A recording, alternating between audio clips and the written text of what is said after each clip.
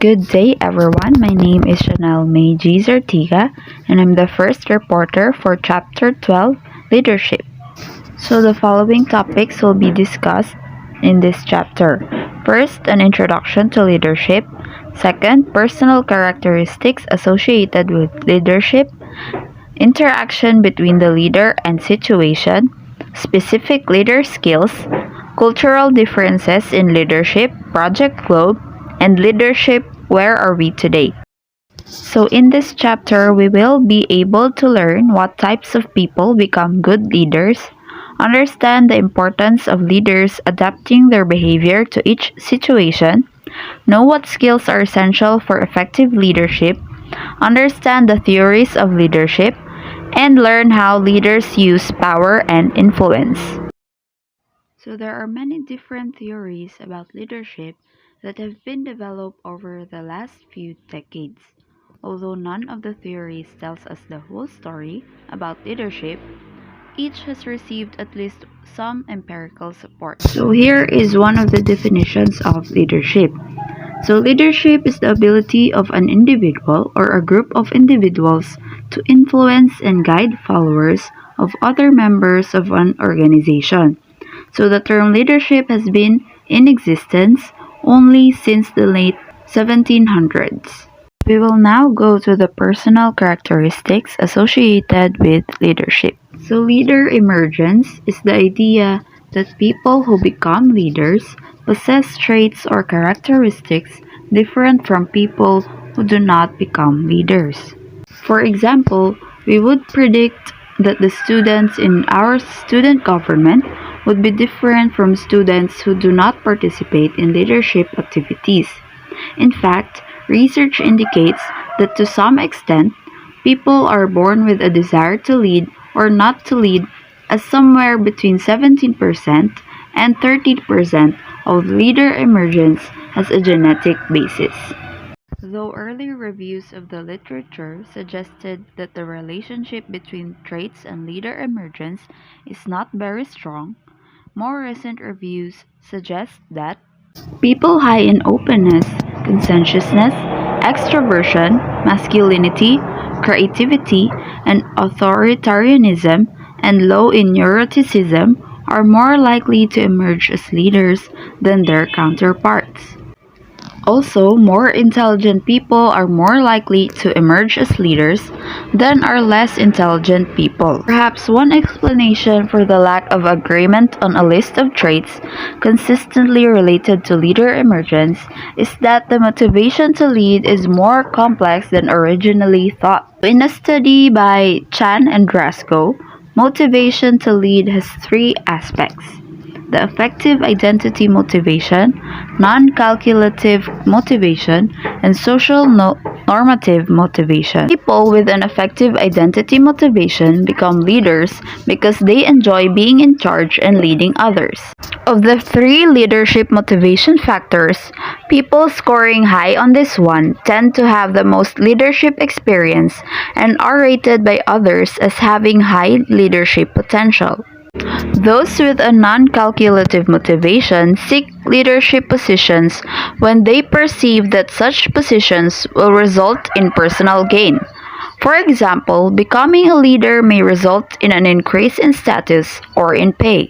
People with a social normative motivation become leaders out of a sense of duty. For example, a member of the Kiwanis Club might agree to be the next president because it is his turn, or a faculty member might agree to chair a committee out of sense of commitment to the university. Also, according to Chan and Drasko, individuals with high leadership motivation tend to obtain leadership experience and have confidence in their leadership skills. So, in contrast to leader emergence, leader performance involves the idea that leaders who perform well possess certain characteristics that poorly performing leaders do not. For example, an excellent leader might be intelligent, assertive, friendly, and independent, whereas a poor leader might be shy, aloof, and calm. Research on the relationship between personal characteristics and leader performance has concentrated on these areas. the traits, cognitive ability, needs, gender, task versus person orientation, and unsuccessful leaders. First is traits. So, a meta analysis by Judge et al. In 2002 found that extroversion, openness, agreeableness, and conscientiousness were positively related to leader performance, and that neuroticism was negatively related to leader performance. As was the case with leader emergence, high self-monitors tend to be better leaders than do low self-monitors. The concept of self-monitoring is especially interesting as it focuses on what leaders do as opposed to what they are. For example, a high self-monitoring leader may possess the trait of shyness and do not truly want to communicate with other people. She knows, however, that talking to others is an important part of her job. So she says hello to her employees when she arrives at work and at least once a day stops and talks with each employee. Thus, our leader has the trait of shyness but adapts her outward behavior to appear to be outgoing and confident. The next area is cognitive ability. So, a meta-analysis of 151 studies by Judge et al. In 2004 found a moderate but significant corrected correlation between cognitive ability and leadership performance. The meta-analysis further discovered that cognitive ability is most important when the leader is not distracted by stressful situations and when the leader uses a more directive leadership style. A personal characteristic that has received some support pertains to a leader's need for power, need for achievement, and need for affiliation. A meta-analysis by Argus and Zajac in 2008 found a significant relationship between need for achievement and leader performance. Also, a research by McClelland and Burnham in 1976 and McClelland and Boyatis in 1982 demonstrates that high-performance managers have a leadership motive pattern, which is a high need for power and a low need for affiliation. So, as I have said earlier, there are three types of needs: the need for power, the need for achievement, and need for affiliation. So, the need for power, according to the trait theory, is the extent to which a person desires to be in control of other people. The need for achievement is the extent to which a person desires to be successful. And the need for affiliation is the extent to which a person desires to be around other people. So this pattern of needs is thought to be important because it implies that an effective leader should be concerned more with the results than with being liked. Leaders who need to be liked by their subordinates will have a tough time making decisions. A decision to make employees work overtime, for example, may be necessary for the organization's survival, but it will probably be unpopular with employees. Leaders with high affiliation needs may decide that being liked is more important than being successful, causing conflict with their decision.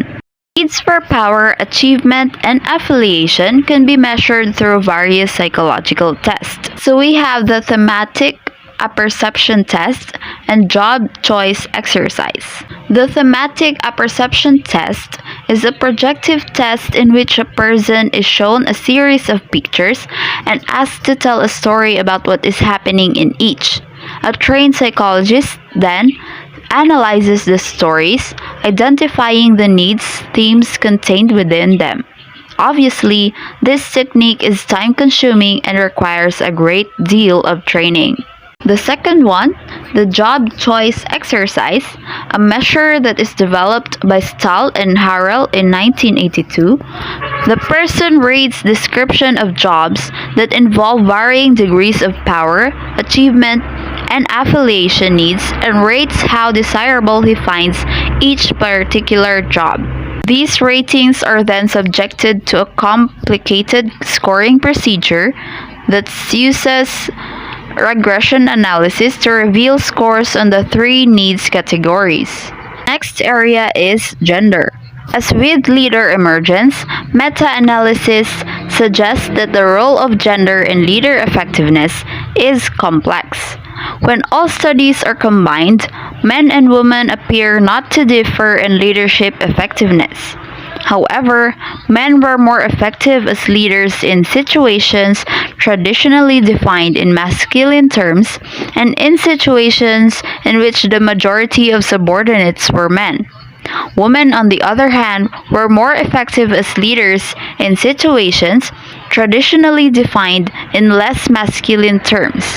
So next is the task versus person orientation.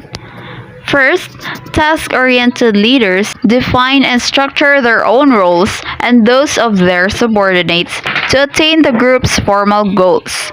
Task-oriented leaders see their employees as lazy, extrinsically motivated, wanting security, and undisciplined. Because of these assumptions, task-oriented leaders tend to manage or lead by giving directives, setting goals, and making decisions without consulting their subordinates. Under pressure, they become anxious, defensive, and dominant. Interestingly, task-oriented leaders tend to produce humor, or they often tell jokes and stories, whereas person-oriented leaders tend to appreciate humor, or they listen well to others' jokes. Person-oriented leaders act in a warm and supportive manner and show concern for their subordinates.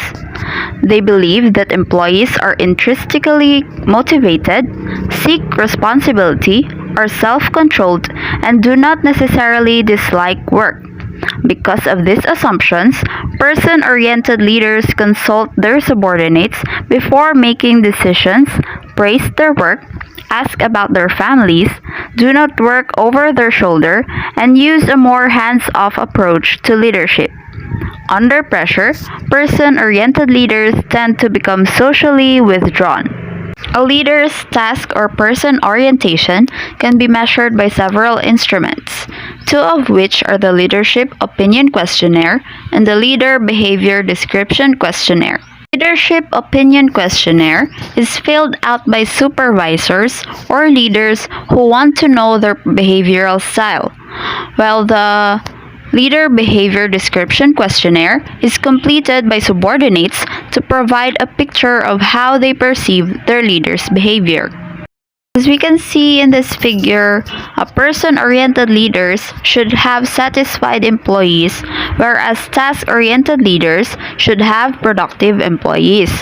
Leaders scoring high in both should have satisfied and productive employees, whereas leaders scoring low in both person orientation and task orientation should have unhappy and unproductive employees. The last area in the leader performance is the unsuccessful leaders.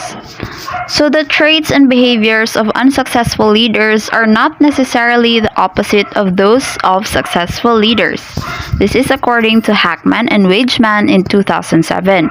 In a departure from research to identify characteristics of successful leaders, Hogan in 1989 attempted to identify traits of unsuccessful leaders. Hogan was interested in investigating poor leaders because according to both empirical research and anecdotal accounts, most employees report that one of the greatest sources of stress in their jobs is their supervisor's poor performance, strange behavior, or both. Hogan, Raskin, and Fazzini in 1990 concluded that poor leader behavior has three major causes: lack of training, cognitive deficiencies, and personality. The first is a lack of leadership training given to supervisors. The armed forces are among the few organizations that require supervisors to complete leadership training before taking charge of groups of people. The norm for most organizations, however, is either to promote a current employee or hire a new employee and place him directly into a leadership role. If training is ever provided, it is usually after the promotion and well after the supervisor has begun supervising. Imagine if we allow doctors to perform surgery without training or truck drivers to drive on the highways without first learning how to drive. The second cause of poor leadership stems from cognitive deficiencies. Hogan et al. In 1990 believed that poor leaders are unable to learn from experience and are unable to think strategically. They consistently make the same mistakes and do not plan ahead. The third and perhaps most important source of poor leadership behavior involves the personality of the leader. Hogan believed that many unsuccessful leaders are insecure and adopt one of three personality types: the paranoid or passive aggressive, the high likability floater, and the narcissist. Paranoid or passive aggressive leader has deeply rooted but perhaps unconscious resentment and anger. On the surface, these leaders are charming, quiet people who often compliment their subordinates and fellow workers. But they resent the success of others and are likely to act against subordinates in a passive-aggressive manner. High likability floater is a type of leader who is insecure and seldom rocks the boat or causes trouble. This person goes along with the group, is friendly to everyone, and never challenges anyone's ideas. Thus, he travels through life with many friends and no enemies. Such leaders will be promoted and never fired because even though they make no great performance advances, they are well liked. Their employees have high morale but show relatively low performance. And lastly, the narcissist. These are the leaders who overcome their insecurity by overconfidence. They like to be the center of attention, promote their own accomplishments, and take most, if not all, of the credit of the successes of their group. But they avoid all the blame of failure. Rather than concentrate on traits, Rash, Shen, Davis, and Bono in 2008 collected critical incidents of ineffective leader behavior and found that such behavior fell under 10 basic dimensions. First one, engaging in illegal and unethical behavior, avoiding conflict or people problems, demonstrating poor emotional control, over-controlling, demonstrating poor task performance, poor planning, organization, and communication, starting or passing on rumors or sharing confidential information, procrastinating and not meeting time commitments, failing to accommodate the personal needs of subordinates, and failing to nurture and manage talent. So for the summary, intelligence, interpersonal adjustment, self-monitoring, a leadership motive pattern, and the combination of a task and person orientation are related to high levels of leadership performance.